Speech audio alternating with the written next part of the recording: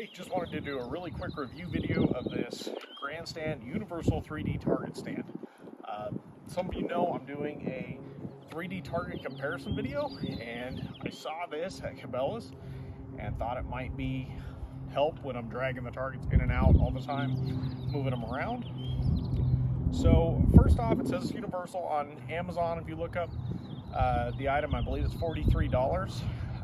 And it does state that it will fit targets from 18¼ to 29-inch leg spacing. The only problem with that is that excludes, for a universal target stand, that excludes a whole bunch of targets. Neither of these will actually fit. So the Mackenzie Javelina right here is a lot shorter than that, and the Rinehart Mini Elk, the 1/3 scale Mini Elk, which I've seen a whole bunch all over the place right now, it's at about 16 3/4. That's actually narrower than this by quite a bit.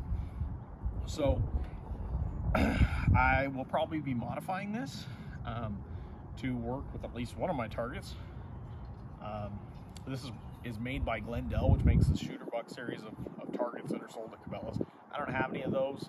It probably works with all of theirs, but not as well with some of the other brands, especially some of the smaller ones that you might have at home, which I think is the most useful place for these. It does have holes in the base to put like tent stakes to hold it down a little bit better if it's windy or whatever, if you don't want it falling over, which I think that's great. It comes flat packed. These just screw in. So overall, pretty good. For some of the bigger targets, I would be worried with how small this footprint is about, you know, windy days and things like that. I think this is perfect size for like this Mini Elk, which is why I was hoping it would work with it. So can it be modified to work with a smaller target? That was my question. That's why I wanted to make this video. It advertises here Twistlock. It says telescoping axle allows you to adjust stand width to fit any 3D target. Well, not quite, but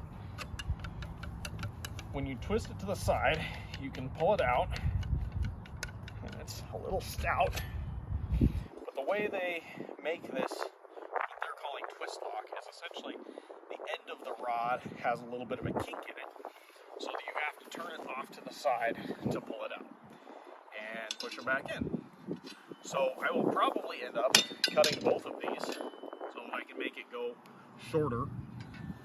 But if you do cut it, you'll either have to re-bend this back into it to get that twist lock feature, or you will be losing that, which it's kind of nice because once it's straight, it doesn't fall apart. It's actually pretty stout to adjust. So that's kind of a nice feature, just so it's not trying to fall apart. I do wish that it would go, you know, maybe they need two sizes. Maybe they need a Grandstand Mini. Product idea if you're watching. Overall, pretty good, especially useful for people who want to shoot in a shop, garage, gravel driveway, something like that, where pounding rebar in is a factor. But at $49 at Cabela's, $43 on Amazon, it's a whole lot more expensive than using the rebar pack that's typically included with every target.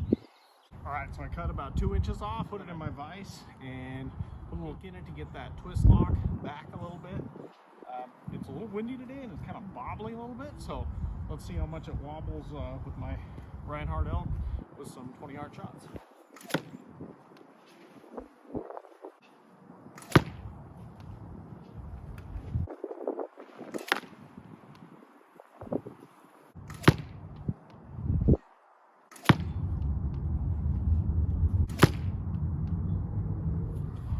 Alright, so overall not too much movement on the shots. Pretty good, even on the uneven ground here.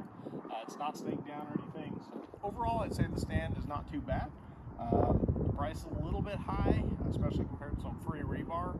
I wouldn't go too big just because of how narrow the base is. And if you want to go small, you're just going to have to be willing to modify it a little bit. But other than that, for what I wanted to do with it, and just making a couple of cuts with an angle grinder or whatever you've got, I would say it works pretty well for if you want to shoot your 3D target on a hard surface. Thanks for watching.